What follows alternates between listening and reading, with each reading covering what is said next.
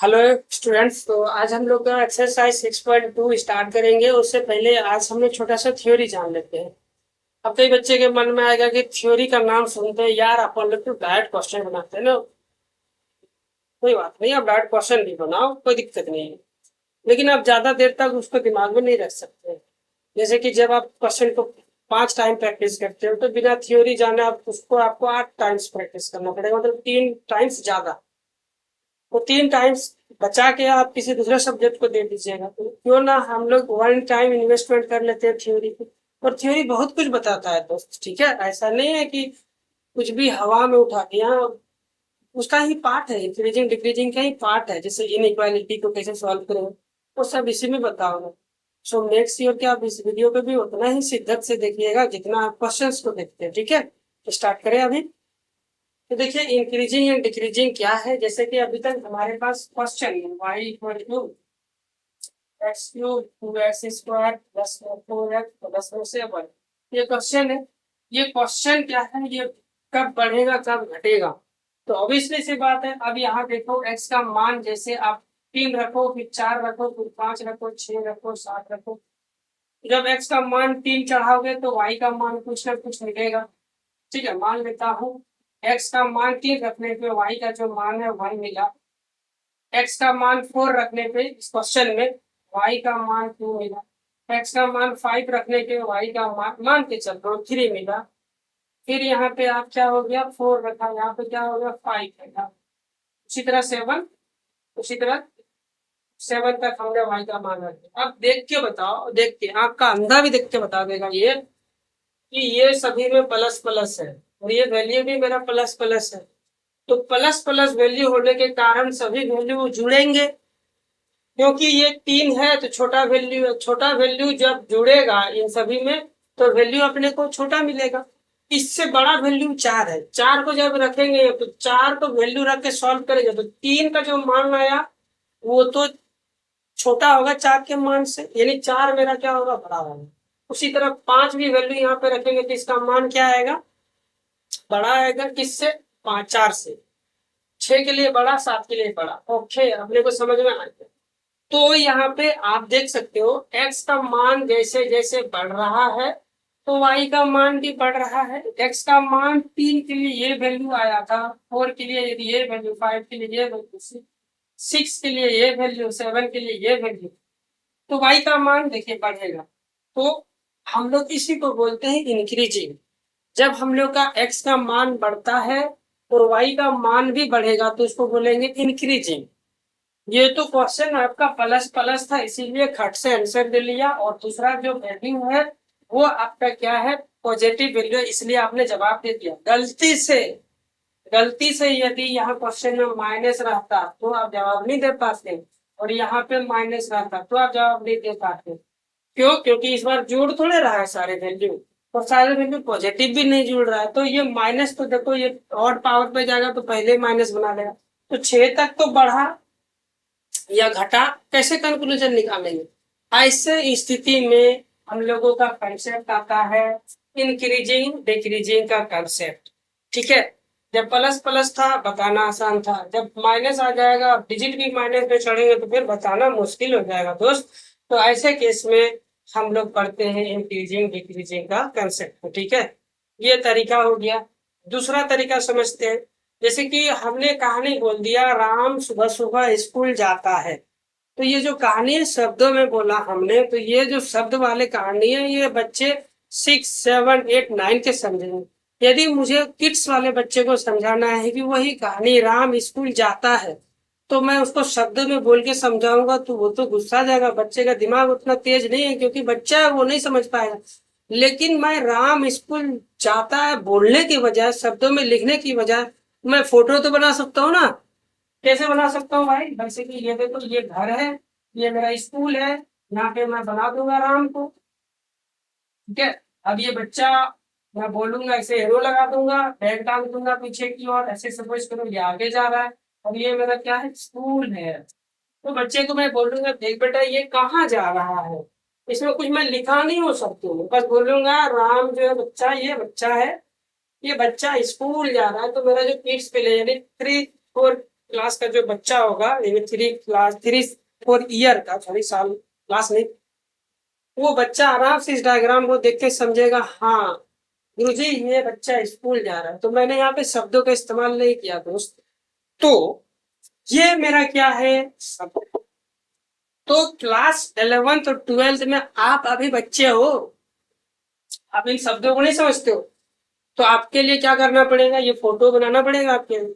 तो जो हम लोग मैथ में शब्दों में लिखते हैं, इक्वेशंस में लिखते हैं, उसको फोटो में बनाने के लिए जिस तरीके का इस्तेमाल किया जाता है, उसी तरीके को बोलते हैं ग्राफ। क्या बोलते हैं, ग्राफ। तो ग्राफ बेसिकली है क्या चीज, जो भी शब्दों में लिखा हुआ मैथमेटिकल इक्वेशन रहता है, उसका डायग्रामेटिक फॉर्म है। इसको जब हम लोग सोचो ना, राम स्कूल जाता है, पूरा कहानी लिखूंगा तो पूरा 2 3 पेज में आ जाएगा, और केवल फोटो में बना दूंगा, फुटबॉल डाल दूंगा, उसको दोस्त बना दूंगा, तो कोई भी देख के समझ जाएगा अपने दोस्त के साथ फुटबॉल खेलता हुआ जा रहा है। पूरा इंफॉर्मेशन दे देता है आप लोगों का ये जो डायग्रामेटिक फॉर्म है। तो ग्राफ भी मैथ का वैसा ही एक तरीका होता है, जो पूरा इंफॉर्मेशन देता है। लंबा लंबा आपको सॉल्व करने की जरूरत नहीं है, पूरा आप ग्राफ से देखोगे, वैल्यू खट खट खट खट खट निकालोगे। ठीक है, टेंशन ना लो, हम लोग ग्राफ नहीं सॉल्व करेंगे। ठीक है, हम लोग किसमें सॉल्व करेंगे, हम लोग तो इसी मेथड से जाएंगे, लेकिन ग्राफ आता क्यों मैंने वो समझा दिया आपको। ठीक है, ग्राफ कैसे आएगा इसमें इंक्रीजिंग एंड डिक्रीजिंग, वो मैं आपको बता देता हूँ, छोटे टाइम लेकर, छोटे सा टाइम लेकर। ठीक है, तो ग्राफ इस्तेमाल करने के लिए हमारे पास एक सिस्टम है जिसका नाम है कोऑर्डिनेट ज्योमेट्री। बच्चा बच्चा जानता है, ये खड़ा लाइन, ये लेटा लाइन। जो लेटा हुआ लाइन रहता है उसको हॉरिजॉन्टल लाइन बोलते हैं, और क्योंकि ये कोऑर्डिनेट ज्योमेट्री का सिस्टम है, दैट्स व्हाई हॉरिजॉन्टल लाइन को हम लोग बोलेंगे एक्स एक्सिस। और यही यदि हम लोग का ट्रिग्नोमेट्री का टॉपिक रहता है, जो तो लेटा हुआ लाइन है उसको बोलते हैं इनिशियल लाइन। ओहो, याद आ रहा है, ज्यादा हो गया सर, आप गड़बड़ कर रहे हो, भटक गए ना ना ना, कोऑर्डिनेट, चलो हटा, इसे हटा, ऐसे होता है। और जो खड़ा लाइन है उसको हम लोग बोलते हैं वर्टिकल लाइन। तो ये होता है वाई एक्सिस, आप जानते हो। तो यहाँ होता है वैल्यू 0 0, शायद लेफ्ट से राइट साइड बढ़ूंगा तो एक्स का मान 1 मिलेगा, फिर 2 मिलेगा, फिर 3 मिलेगा, 4 मिलेगा। वाई का मान 1 मिलेगा, ऊपर जाऊंगा तो 2 मिलेगा, 3 मिलेगा, 4 मिलेगा, इस तरह से। तो एक्स का मान बढ़ने पर वाई का भी मान बढ़ेगा, तभी मैं इंक्रीजिंग बोलूंगा। अभी तुरंत समझाया ना। तो ग्राफ कैसे होगा भाई, ऐसे। एक्स का मान बढ़ रहा है, यो यो यो। सर ऐसे ही हो सकता है क्या, क्या ऐसे नहीं हो सकता, बोला ये भी हो सकता है। सर ऐसे नहीं हो सकता है क्या, यूं गया फिर रुक गया फिर गया, बोला हाँ ये भी हो सकता है। कैसे सर, जैसे देखो, ये इस के लिए ये ग्राफ नंबर 1 बोल दिया, ये ग्राफ नंबर 2 बोल दिया, आया कहाँ से, कैसे सॉल्व करके आया है, अभी देखेंगे हम लोग। ठीक है, फिर आया, देखते हैं आगे, यहाँ ग्राफ 3 हो गया। तो एक्स का मान जैसे जैसे बढ़ रहा है, इधर बढ़े तो वाई का मान देखो, यहाँ एक्स का मान 2 के लिए, यहाँ वाई का मान भी और ऊपर चल रहा है। एक्स का मान यहाँ तो वाई का मान और ऊपर चल रहा है। ओके, ये ग्राफ तो इंक्रीजिंग हो, जैसे जैसे एक्स बढ़ रहा है वैसे भी बढ़ रहा है। तो क्या हो, ग्राफ 2 के लिए भी वैसा ही मिलेगा अपने को। सोच के देखो, वाई का मान यहाँ के लिए ये, एक्स का मान ये के लिए ये, एक्स का मान और ऊपर के लिए ये, एक्स का मान और ऊपर के लिए ये, मतलब ये भी इंक्रीजिंग है। इधर तो देखो, इस ग्राफ नंबर 3 को तो देखो, ग्राफ नंबर 3 क्या कर रहा है भाई, तो यहाँ तक तो ठीक चला, एक पॉइंट तक एक्स इक्वल टू 1 तक तो ठीक चला तू, लेकिन 1 और 2 के बीच में तूने ये क्या कर दिया, देखो ना, तू तो रुक गया। 1 से लेकर 2, 1.2, 1.3, 1.5, 1.9, फिर 2 आया। तो इन दोनों के बीच में तुम तो y का हर बार मान वही दे रहे हो। देखो 1.2 के लिए भी, 1.1 के लिए, 1.3 के लिए, मतलब यहाँ पे ग्राफ रुक गया थोड़ी देर के लिए। जैसे 2 के बाद आगे चल बढ़ा, फिर y चलना चालू किया, लेकिन घटा नहीं, रुक गया था एक जगह। शब्दों पे ध्यान दीजिएगा, ठीक है। तो है तो इंक्रीजिंग। इस वाले ग्राफ को देखिए, इसमें कहीं नहीं रुका, एकदम खट खट खट चलता गया। इसीलिए इसको जो कहीं नहीं रुकता है वो स्ट्रिक्ट कंडीशन को फॉलो करता है, मतलब मैं तो बढ़ूंगा आगे, कभी रुकूंगा ही नहीं। मतलब स्ट्रिक्टली जो ऑर्डर को फॉलो करता है उसको बोलेंगे स्ट्रिक्टली इंक्रीजिंग, सिंपल। जो रुक रुक के चलता बोलेंगे तो रुक रुक, तू तो स्ट्रिक्ट स्टूडेंट नहीं है भाई, डिसिप्लिन को फॉलो नहीं करता है, इसलिए you are not a strict student. जैसे कि होता है ना, ये बहुत टीचर स्ट्रिक्ट है, क्यों? क्योंकि बहुत होमवर्क देता है, सुबह सुबह चेक भी करता है यार, दिमाग खराब कर देता है ये टीचर, बहुत स्ट्रिक्ट है। स्ट्रिक्ट मतलब जो रूल को एकदम इंक्रीजिंग को फॉलो करेगा। तो क्वेश्चन वाला में इंक्रीजिंग भी लिखा हुआ आएगा, स्ट्रिक्टली इंक्रीजिंग भी लिखा आएगा। तो घबराना नहीं है, दोनों का मतलब सेम ही होता है, दोनों में इंक्रीज तो करेगा ही करेगा। तो जो भी कंडीशन हम लोग सीखेंगे इंक्रीजिंग एंड डिक्रीजिंग के इस क्वेश्चन को सॉल्व करने के लिए, वो दोनों में अप्लाई होगा। एक तो लाएगा केवल इंक्रीजिंग लिखा हुआ क्वेश्चन में, एक आएगा स्ट्रिक्टली इंक्रीजिंग। दोनों के लिए इसी कंडीशन को अप्लाई करेंगे। 2-4 पॉइंट छूट जाएगा तो क्वेश्चन में मैं आपको सिखा दूंगा। क्या यहां तक आपको 10 मिनट का लेक्चर हो चुका है? इंक्रीजिंग डिक्रीजिंग का कंसेप्ट क्लियर हो गया? ओके, अब आते हैं प्रॉब्लम कैसे सॉल्व होगा। सर वो बताओ, सॉरी तो मेरे को पूरा समझ में आ गया, प्रॉब्लम कैसे सॉल्व। प्रॉब्लम सॉल्व होने के लिए हम लोग क्वेश्चन में निकालेंगे dy by dx, dy by dx, dy by dx निकालेंगे, यस dy by dx निकालेंगे। ये क्वेश्चन लेते हैं, सबसे पहले y इक्वल टू ले लिया, तो सर वो कैसे निकालेंगे, कहाँ पे ये इंक्रीजिंग होगा और कहाँ पे डिक्रीजिंग होगा? तो सबसे पहले हम लोग dy by dx निकालेंगे। अच्छा, dy by dx निकाल लिया, इससे क्या होगा सर? इससे अपने को दो रेंज मिलेगा, एक रेंज में वैल्यू पॉजिटिव होगा, एक रेंज में निगेटिव होगा। सर मैं उस रेंज को निकालूंगा कैसे? और ये जो प्लस है ये रेंज क्या बताएगा, ये जो माइनस है वो रेंज क्या बताएगा, बता दो ना। आप पहले डिवाइड इस निकालो, इसको मैंने डिवाइड निकालना चालू किया तो 4 दिया, 12x² हो गया, पावर मल्टीप्लाई 6 दूना 12x हो गया, ये 72 का 72, x का DC 1, कॉन्स्टेंट का DC 0 हो गया। आप इसको सॉल्व करो तो 72 हर जगह है तो कॉमन ले लेंगे, तो x² माइनस x यहाँ पे 6 दिया। अच्छा ये आ गया सर, लेकिन ये इसमें तो रेंज नहीं मिला अपने को, आपने रेंज बोला, हमें मिलेगा ना। अब क्योंकि यहाँ पे x² माइनस x माइनस 6 है, क्वाड्रेटिक है, तो अब हम लोग क्या करेंगे, dy by dx को 0 के बराबर पुट करते हैं। यही रूल है, dy by dx को क्या करेंगे, 0 के बराबर पुट करेंगे। dy by dx मतलब ये 0 के बराबर होने का मतलब ये 0 के बराबर हो गया, dy by dx का मान यही तो, ये 0। सर dy by dx 0 का तब होगा जब x 0 होगा। x कहाँ 0 होगा सर? इसको रूट बोलते हैं, क्या बोलते हैं, रूट बोलते हैं। ओके, मतलब मुझे रूट निकालना पड़ेगा, हमने निकाल लीजिए, तो निकालते हैं रूट। रूट निकालने के लिए इसको हम फैक्टर के फॉर्म में अरेंज करते हैं, तो फैक्टर के फॉर्म में लिखेंगे इसको, तो ये हो जाएगा x माइनस 3x प्लस 2, ये इसका फैक्टर होगा।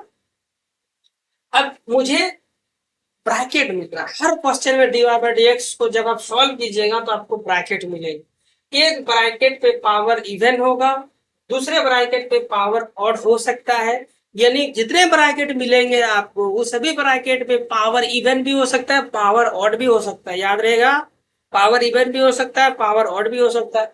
इस क्वेश्चन के अकॉर्डिंग पावर हम लोग का ऑड मिला है, इस बात को याद रखिएगा। तब अब हम क्या करेंगे आगे सर, आगे जो ब्रैकेट है उन सभी ब्रैकेट से वैल्यू x का मान निकालने, चाहे वो इवन ब्रैकेट हो चाहे वो ऑड ब्रैकेट हो, सभी ब्रैकेट्स में से x का मान निकालेंगे। कैसे निकालेंगे सर? उस ब्रैकेट में बैठा हुआ आदमी को 0 के सामने पटको x का मान निकालो। ये अच्छा, इसको हम लोग 0 के बराबर रखेंगे, ये ब्रैकेट इसको हम लोग 0 के बराबर रखेंगे, बोलेंगे यस, इसको 0 के बराबर रखेंगे तो x minus 3 equal to 0, x का मान कितना आएगा 3। ओके, इसको 0 के सामने पटकेंगे तो x का मान कितना आएगा -2।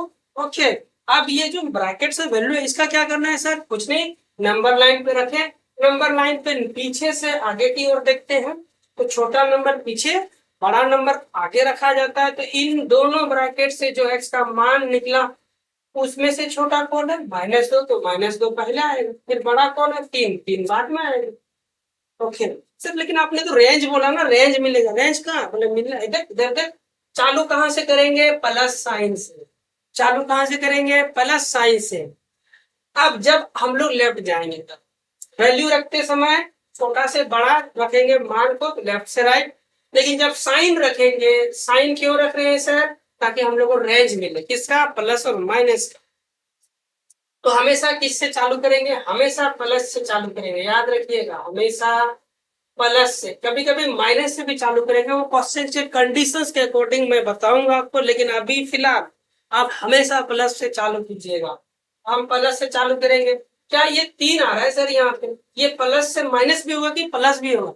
मैंने बोला ये डिपेंड करता है, ये जहां से आया है उसका एड्रेस पूछो, ये यहाँ से आया, फिर उस एड्रेस का पावर पूछो। यदि इवन है यहाँ पे, यदि इवन है तो साइन चेंज, तो sign no change, sign no change.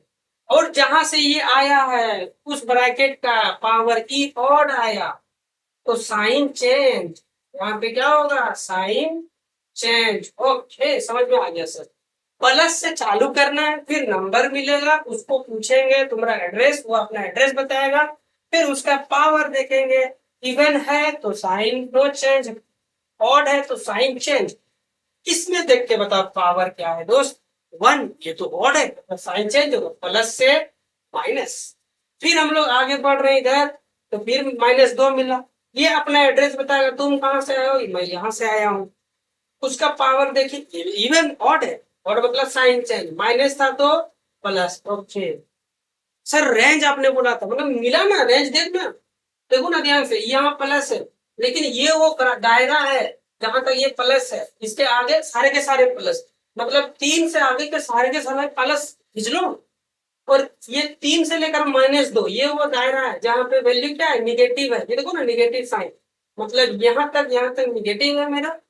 इसके पीछे 2 से और उधर जाऊंगा तो मुझे प्लस साइन मिल रहा है, क्योंकि इस साइन को बदलने तो और कोई नंबर ही नहीं है, तो इसका मतलब इधर सारे के सारे प्लस मिलेंगे। ओके सर, रेंज मिल गया अपने को, इधर से पीछे की और सारे प्लस, इसके और इसके बीच का सारे माइनस, जितने भी नंबर आएंगे सब माइनस, और इसके बाद सारे प्लस। ओके, तो जब हम लोग का प्लस वाला रेंज मिलेगा सर, तो वो क्या बताएगा, वो इंक्रीजिंग को बताएगा। जब प्लस वाला रेंज मिले तो वो सभी एक्स इस वैल्यू पे रखने पर वो फंक्शन का मान को बढ़ाएगा, ठीक है, वो फंक्शन का मान को बढ़ाएगा, इसीलिए बोलेंगे उसको इंक्रीजिंग।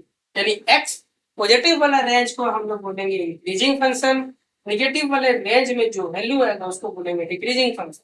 क्वेश्चन वाला आपसे दोनों भी पूछ सकता है या केवल इंक्रीजिंग भी पूछ सकता है। मान लिया क्वेश्चन वाला अभी दोनों पूछ लिया, तो हम लोग लिखेंगे फंक्शन इज इंक्रीजिंग, यानी वाई इंक्रीजिंग होगा कहाँ पे, जब एक्स एलिमेंट, यानी रेंज को लिखने का तरीका है एक्स एलिमेंट, मतलब कहाँ से कहाँ तक, इंक्रीजिंग माने पॉजिटिव रेंज, यानी -2 तक, लेकिन कहाँ से, पीछे से, पीछे कितना दूर, बहुत दूर, बहुत दूर माने इंफिनिटी, लेकिन निगेटिव में -इंफिनिटी से, और 2 वैल्यू है, इसीलिए जब भी और लेते हैं और में यूनियन लेंगे, और मतलब और मतलब और मतलब ये, और मतलब ये, और हिंदी वाला और नहीं, ठीक है, और मतलब या जिसको बोलते, ठीक है, या यहाँ वाला भी रख लो तो भी dy/dx पॉजिटिव आएगा, या यहाँ से इधर रख लो तो भी मेरा क्या होगा,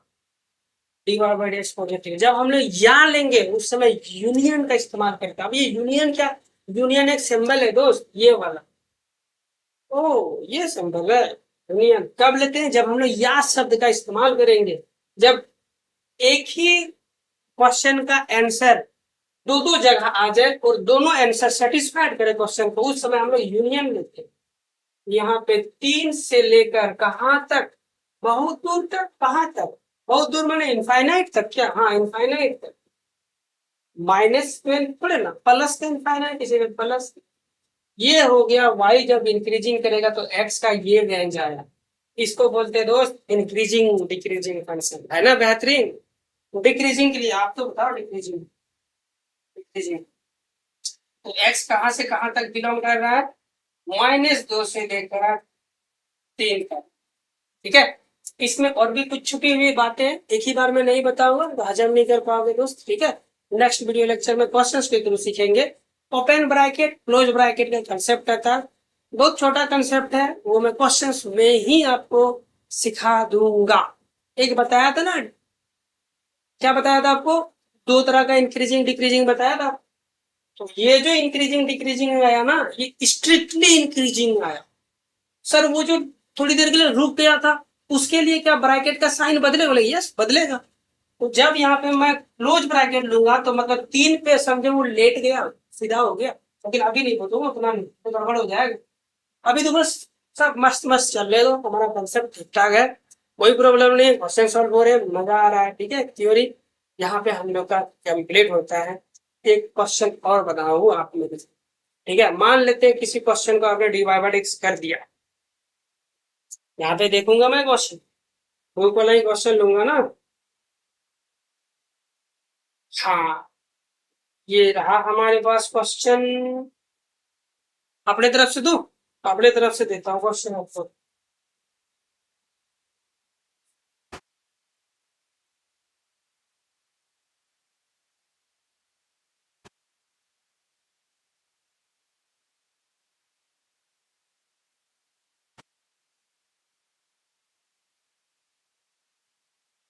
लो जी, ये क्वेश्चन आ गया y इक्वल टू दिस आया। ठीक है, ये क्यों आ रहा है? ये आया हमारा y इक्वल टू, ये क्वेश्चन दिया। आपने को बताना है कि बताओ कहाँ पे ये इंक्रीजिंग होगा डिक्रीजिंग होगा। सबसे पहले d y by d x निकालेंगे, d y by d x. ये तो u इंटू डी से सॉल्व होगा, तो पहला ब्रैकेट बाहर में, x प्लस वन बाहर में, दूसरे का डीसी, इसका डीसी पावर मल्टीप्लाई में, पावर में से घटेगा, एक बचा। तो x का डीसी तो वन ही होगा, 3 का तो क्वेश्चन 0 हो गया। प्लस क्या लेते हैं, दूसरा वाला बाहर में, x माइनस थ्री, तुम बाहर में, पहला वाला का डीसी, पहला वाला ये है, पावर मल्टीप्लाई में, पावर में से घटेगा तो x प्लस वन का पावर 2 आ जाएगा, और x प्लस वन का डीसी, इसको मिटा देता हूँ, ये हो जाएगा x का डीसी 1 प्लस वन का डीसी 0, ये हो गया। इसको सॉल्व करेंगे तो टोटल कितना आ रहा है, ये 2 है तो बाहर आ गया, x प्लस वन का क्यूब और x minus three power 1, plus यहाँ पे पावर का रोल बहुत ज्यादा रहता है, कुछ नहीं लिखा हुआ तो मतलब 1। ठीक है, इधर की ओर देखिए 3 बाहर आ गया, x minus three, x minus three का स्क्वायर होगा ना, यहाँ एक्स माइनस थ्री का स्क्वायर, और ये बच गया आपका एक्स प्लस वन का स्क्वायर। कुछ कॉमन वगैरह आएगा क्या, कॉमन में लेते हैं। तो x प्लस वन यहाँ पे 3 बार है, x प्लस वन 2 बार, तो छोटा वाले से कॉमन लेते हैं, आप जानते हो, तो छोटा वाला ये है x प्लस वन का, ये x प्लस वन का स्क्वायर, और कॉमन क्या आएगा, x माइनस थ्री यहाँ पे एक बार है, x माइनस थ्री 2 बार है, तो x माइनस वन एक बार जो है उसको कॉमन ले सकते हैं, या x माइनस थ्री को एक बार कॉमन ले लीजिए।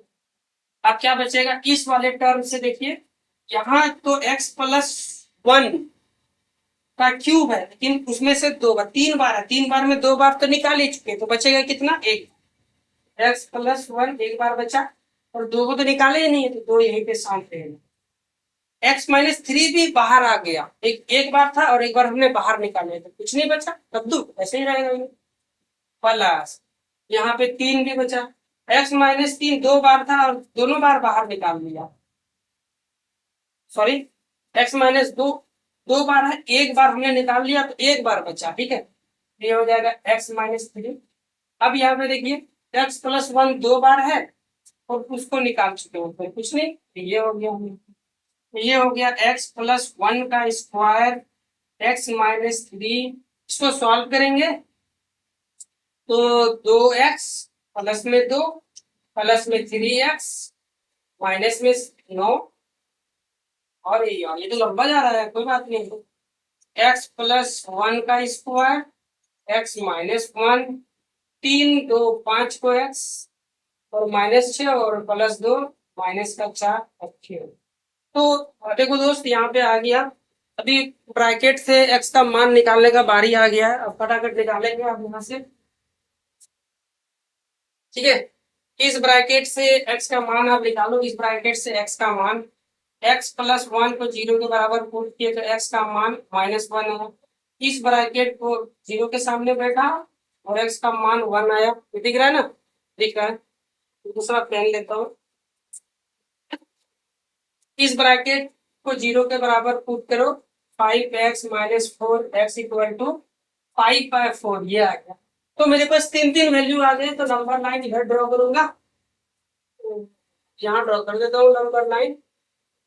तो लेफ्ट से राइट नंबर लाइन छोटे से बड़े जाऊंगा, तो ये -1 है, -1 यहाँ। फिर ये 1 या 4.5, 4/5, 4/5 तो 0 पॉइंट समथिंग होगा, 0.8 होगा। अगर 1 से छोटा आ रहा है तो फिर यहाँ कौन आएगा, 4.4/5 यानी 4/5। फिर हम लोग आगे एक पॉइंट ये भी छूट गया, एक रख लिया हमने। ओके, फिर हम लोग कहां से चालू करेंगे, प्लस से चालू करते, याद है ना। एक बताएगा अपना ब्रैकेट वाला एड्रेस, ये वहां कूदेंगे, तुम तो यहाँ से आए। पावर कैसा है, ऑड है। ऑड है तो साइन चेंज करेगा, माइनस कर दिया। फिर इसका पावर एड्रेस जाएंगे इस ब्रैकेट पे। इस ब्रैकेट का पावर देखो क्या है, कोई नहीं आया दोस्त। यहाँ पे पावर है आपका ऑड है, ऑड है तो फिर साइन चेंज करेगा, माइनस था तो प्लस कर दिया। इधर तो देखो -1, जैसे इसके पास जाएंगे ये बोलेगा अरे अरे अरे अरे, मैं तो इवन पावर हूँ। Even power sine not change, even power sine not change, इसका मतलब प्लस है तो प्लस से प्लस रहेगा। ओके सर, अब हम लोग का क्वेश्चन वाला पूछा। क्वेश्चन वाला क्या पूछा, क्वेश्चन वाला पूछा कि डिक्रीजिंग का रेंज बताओ। मान लिया क्वेश्चन वाला पूछा है केवल डिक्रीजिंग का, तो डिक्रीजिंग कहाँ पे होता है सर, dy/dx जहाँ पे निगेटिव होता है। निगेटिव कहाँ है सर, ये रहा, एक ही को निगेटिव है, क्या बोला, हाँ एक ही को निगेटिव है। तो y डिक्रीजिंग होगा कहाँ पे, x इस रेंज पे 4/5 से लेकर 1 तक। इसके बीच का कोई भी वैल्यू ले लो आप, ये क्या होगा, निगेटिव होगा आपका, ठीक है।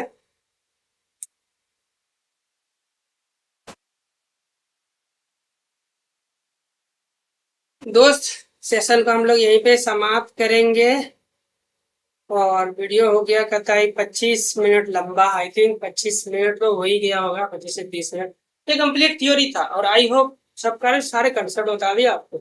कुछ जानकारी बेहतरीन जो आपके काम के थे, कुछ जानकारी ऐसा भी जो आपके काम के नहीं थे, बट कुछ जानकारी ऐसा है जो डेफिनेटली आपको आना ही चाहिए। जैसे ये मोस्ट इंपॉर्टेंट है। पहले वो ग्राफ क्या क्या स्टेटलिट वो सब ना भी है तो कोई मतलब नहीं, आपको dy/dx निकालना आना चाहिए। dy/dx कहाँ पॉजिटिव हो रहा है, कहाँ निगेटिव हो रहा है, वो निकालना आना चाहिए आपको, ठीक है। अदर मेथड भी वैल्यू पुट करके निकालो, यहाँ पे वैल्यू पुट करो, इस रेंज पे पॉजिटिव, इस रेंज में। उससे ज्यादा आसान है, लंबा लाइन खींचो, वैल्यू रखो, प्लस से चालू करो, ऑड है तो चेंज, इवन है तो नो चेंज, और रेंज खटाक से आंसर आ जाता है, ठीक है दोस्त। सो मिलते हैं नेक्स्ट वीडियो में क्वेश्चंस के साथ। Till then good bye, thank you so much, आपका दिन शुभ हो, धन्यवाद।